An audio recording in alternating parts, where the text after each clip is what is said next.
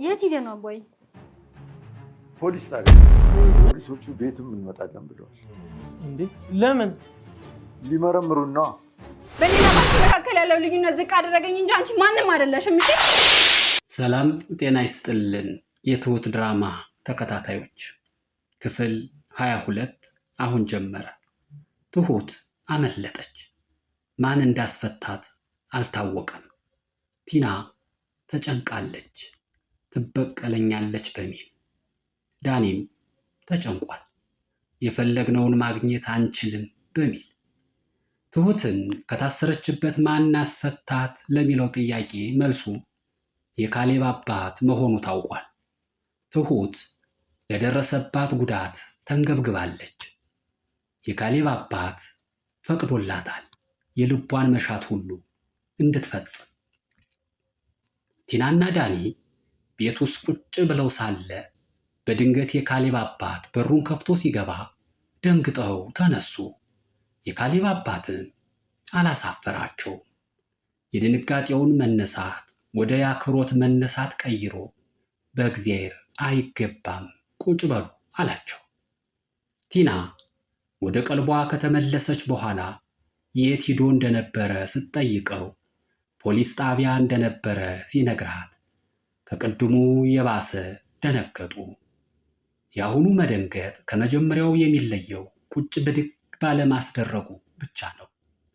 ቀጥሎም ፖሊሶች ከዚህ በፊት ያመለከተ ሰው እንደሌለ ነግረውኝ ቤት እንመጣለን፣ ምርመራውን ከቤት ነው የምንጀምረው ብለውኛል ሲላቸው ዳንኤል ሽንት ቤት ሊሄድ ነው ብለን ስንጠብቅ ንፋስ ልቀበል ብሎ አመልጧል። ቲናም ተከተለችው። ተከትላም እባክህ ተረጋጋ ብትለውም ለጊዜው አልሰማትም። ብቻዋን ወደ ቤት ተመለሰች። ቲናና ትሁት ብቻ ለብቻ ፊት ለፊት ተገናኙ። አታድርግ ይደረግብሃል፣ አትፍረድ ይፈረድብሃል የሚለው የመጽሐፍ ቃል በብርሃን ፍጥነት ቲና ላይ ሲደርስ ተመለከትን። ነፍሰ ጡር ነኝ፣ ሚስት ነኝ የሚሉ የማስተዛዘኛ ቃላት ከትሁት ቦክስ አላስተረፏትም። ካሌብ ከመስክ ስራው ተመለሰ።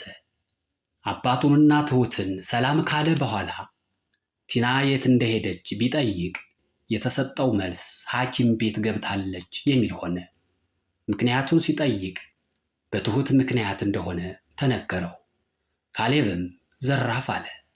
እርጉዝ ሚስቴን እንዴት ተደርጎ ያውም ትሁት ሰራተኛዋ እያለ ብዙ ለማለት ሲሞክር በኋላ ለተጸጸጥበት ያለን ቃል ቁጭ ብለን አንሰማም በሚል ጥለውት ሄዱ።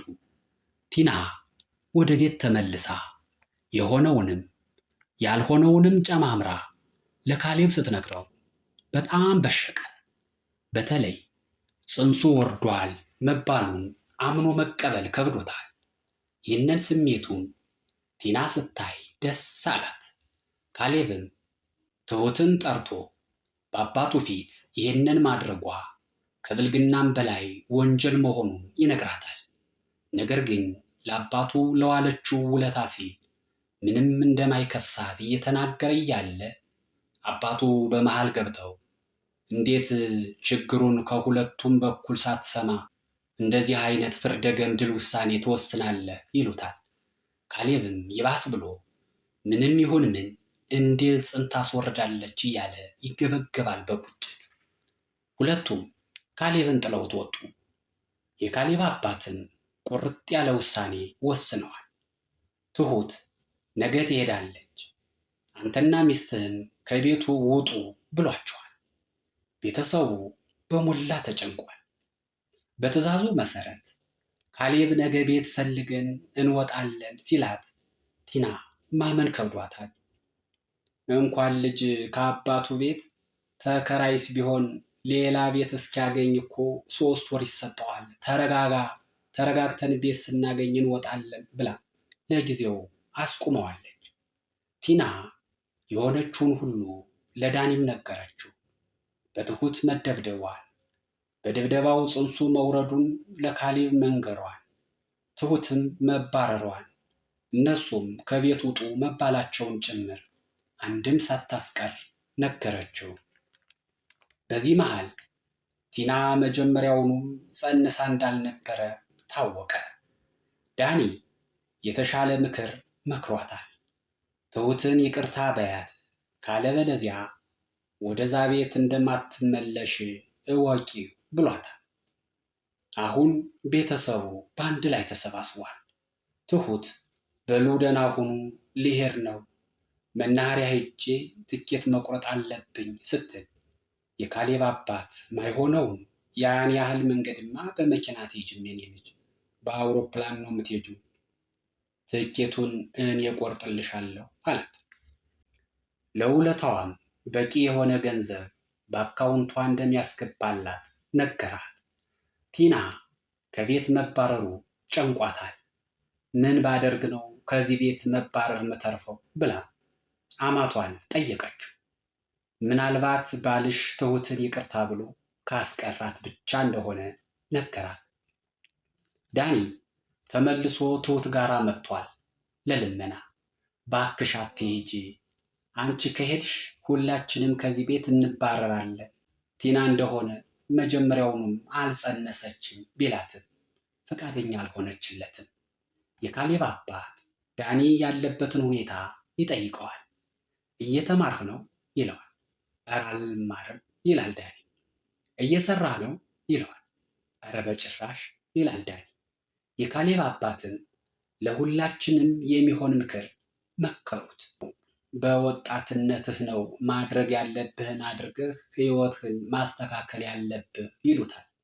ዳኒም ከዚህ ግባ የማይባል ስራ እየሰሩ ህይወቴ ይቀየራል ብሎ ከማመን መና እንዲወርድ መጸለይ ይሻላል አለ።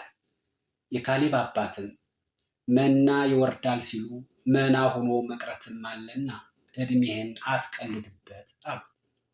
ዓላማዬን ለማሳካት ብዙ ገንዘብ ነው የምፈልገው ሲላቸው፣ ፍላጎትህ ብዙ ከሆነ መፍትሄው የትኛውንም ስራ ቢሆን ሳይረፍድ በጊዜ መጀመር እንደሆነ ነገሩት።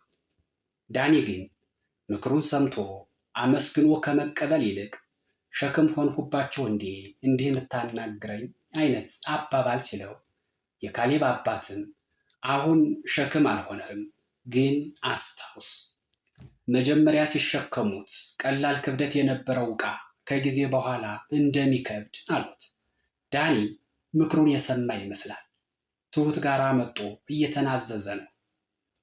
የማይገባ ነገር እንዳደረኩብሽ አውቃለሁ፣ ግን ሁሉንም ይቅር በይኝ ይላታል። ትሁትም ይቅርታ ማለት እኮ ከአሁን በፊት ያደረጉትን ትክክል ያልሆነ ነገር ተጸጽቶ በድጋሜ አላደርግም ማለት ነው። እናንተ በዚህ ልክ ነው ይቅርታ የምትጠይቀኝ ትለዋለች።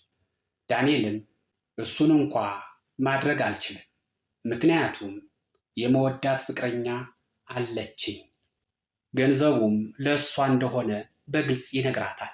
ትሁትም የራራችለት ትመስላለች።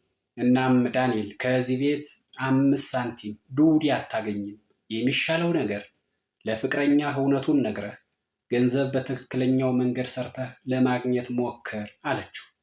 ዳንኤልም ተለሳልሷል። ስለ ሁሉም ነገር አመስግኖ ወጣ። የካሌብ አባት ከዚህ ቤት ለመቆየት ትሁትን ይቅርታ ጠይቃችሁ ካስቀራችኋት ብቻ ነው ባለው መሰረት ካሌብ ትሁትን ይቅርታ ጠየቃት። ትሁትም ይቅርታውን የምቀበለው ሁሉም ባለበት ከሆነ ብቻ ነው ብላለች። ካሌብም ተስማምቷል። በሁሉም ፊት ቲናም ካሌብም ይቅርታ ጠየቁ። ቤቱም ለሁሉም ተፈቀደ። ለቲና ምክር ተሰጥቷታል። ስታከብሪ ነው የምትከበሪውና አክብሪያት ተብላለች። ቲና እቅዷን በድጋሚ መከለስ እንዳለባት አምናለች። ይህንንም ከትሁት ላይ ያለኝን አትኩሮት አንስቼ ሽማግሌው ላይ ማድረግ አለብኝ ትለዋለች ለዳኒ። ዳኒም በሐሳቧ ተስማምቷል። ገና አሁን ማሰብ ጀመርሽ ብሏታል። ካሌብ ወደ ቀልቡ የተመለሰ ይመስላል። ከአባቱ ጋር ቁጭ ብሎ እያወሩ ነው። ፈለቁ ልትመጣ ነው ይለዋል። መምጣቷን ሲሰማ ካሌብ ጓጉቷል። አባቱም ታገስ ትመጣለች፣ ስትመጣም ያሳለፉትን አንድ ባንድ ነግራታለሁ እያለ ባለበት ቲና ተደብቃ እየሰማች ነበረ። ክፍል 22 ከዚህ ላይ ነው ያበቃው። በቀጣይ ክፍል ምን ይፈጠር ይሆን?